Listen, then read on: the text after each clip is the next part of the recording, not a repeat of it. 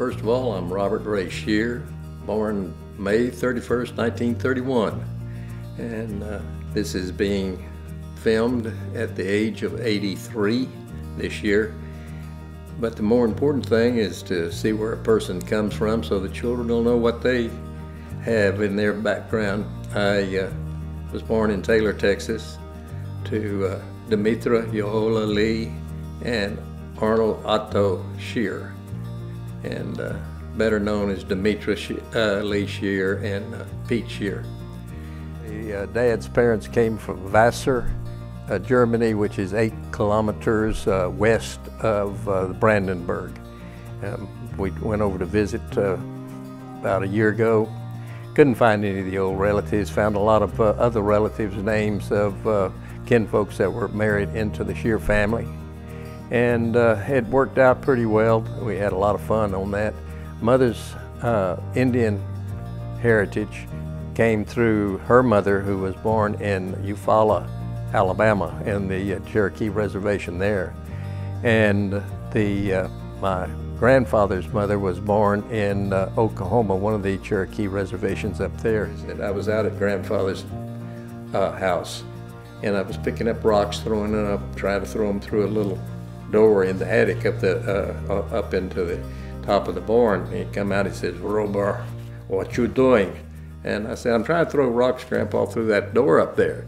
He says, "What you aiming at?" And I said, "The door." I thought that was a pretty stupid question. And he says, "You don't throw at the door, you aim higher than what you want to achieve." And I threw higher, and the rocks went in, went in, went in. Next day, well, the moral of that story, wherever you want to get, aim a little bit higher. But the next day, he says, "Robert, you got to go clean the rocks out of the top of the barn." So there was a consequence in that particular study that I had from him. While I was still in Taylor, we had a lot of things. I lived in a house with no indoor plumbing, and we did have electricity. But to get ready to go to school, I used to listen to Texas Tyler and some of the other country western people, and on the radio as I took my bath in a number 2 wash tub in the kitchen next to the stove, kerosene stove, and then I'd go to school.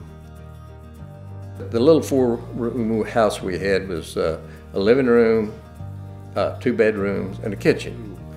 And it was summer, and George McMahon, which became the coach at Manor, was my partner. And he had a date, and he wanted to know if I wanted to go out to Dessau Hall with he and John Pfluger, the president of the banks up in Pflugerville. And I said, "Well, I'll see if I can get a date." So I called my aunt, who is 5 years older than me, but still my aunt. She was in charge of the emergency room at Bracken, and I said, "Can you find me a date?" She says, "Oh, sure." He says, "If you ever want to have good times on having dates, you need to date student nurses." And she gave me the name, so I called over. And one lady I knew was over a girl. She, "No, I'm now engaged, Bob. And but there's this girl whose boyfriend just left on TDY. That means temporary duty elsewhere." And so she gave me her number, and I said, "I'll call her." Well, in the meantime, she called this girl and told her I was going to call. She says, "Well, I really don't like blind dates. I don't know what kind of person." "Oh, that's Lita Evelyn's nephew. He's a real good guy." So I called her, and she accepted the date. So we didn't know each other when he lived in Taylor and I lived in Elgin. Although he came to Elgin, I heard later after I met him, because his dad shut down the pool hall in Taylor, so the boys came to Elgin. But I didn't know him until we were both in Austin. He was going to UT and I was in nursing school. And we met on a blind date. We were out there and with George and John and their dates. The table was full of beer bottles. They drank it. There was a photography house over in Taylor that came out and took pictures like they do of different people around, and you go by them. So I said, "Yeah, let me have one." So I didn't think. They took a picture of the table and us and Maddie, and John and George gone someplace dancing, I guess, out on the thing. Mother went by. She had a business collecting the cardboard downtown because the city didn't collect it.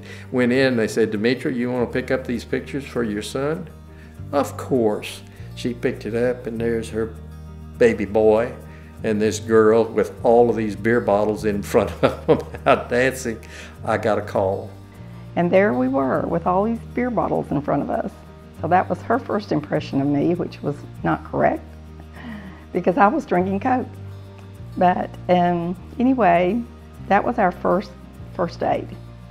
And 9 days later, he proposed and presented me with an engagement ring, and I accepted.